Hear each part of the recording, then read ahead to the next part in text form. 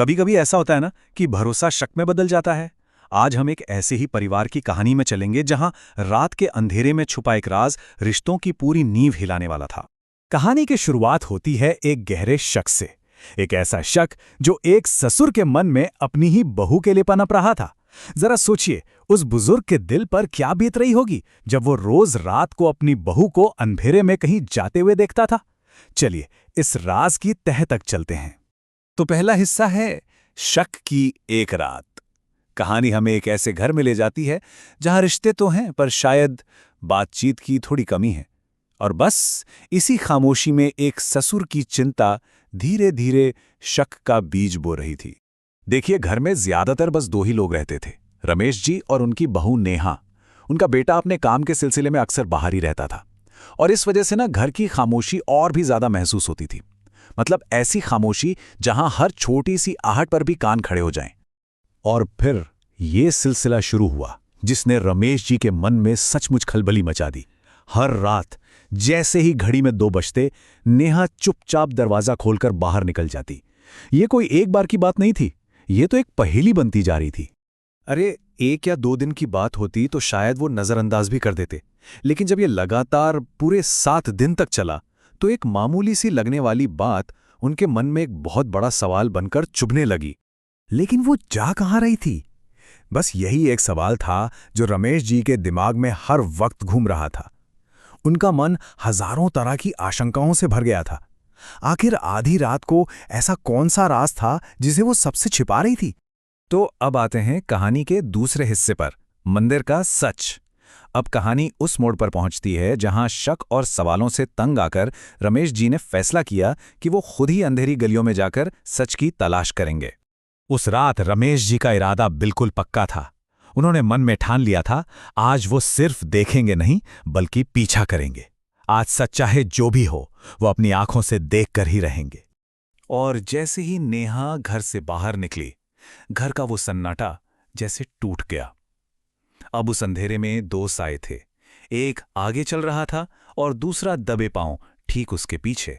धड़कते हुए दिल के साथ वो धीरे धीरे उसका पीछा करने लगे। वो इस बात से बिल्कुल अनजान थे कि उनका हर अगला कदम उन्हें एक ऐसे सच के करीब ले जा रहा था जो उनकी दुनिया हिलाने वाला था। वो एक अंधेरी गली से होकर गुजर रही थी और यह माहौल उनके शक को और हवा दे रहा था।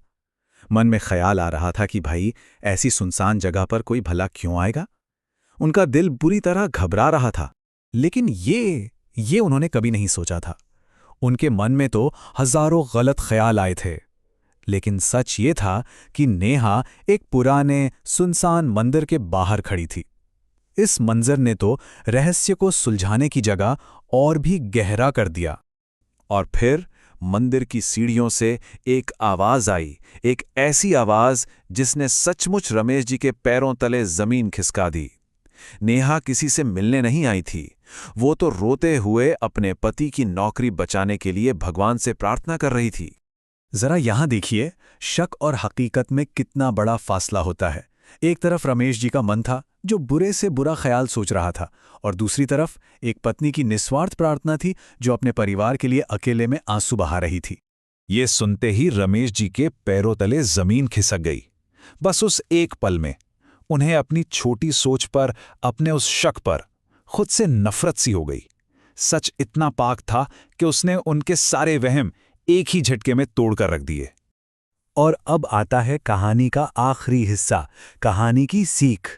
सच सामने आने के बाद अब कहानी का वो हिस्सा शुरू होता है जहां अंधेरी रात के बाद समझ की एक नई सुबह होती है। वो रात एक बहुत बड़ी गलतफहमी का अंत थी और एक नए रिश्ते की सुबह। रात के अंधेरे में जो सच सामने आया ना, उसने अगली सुबह उस घर में भरोसे की एक नई किरण पैदा कर दी।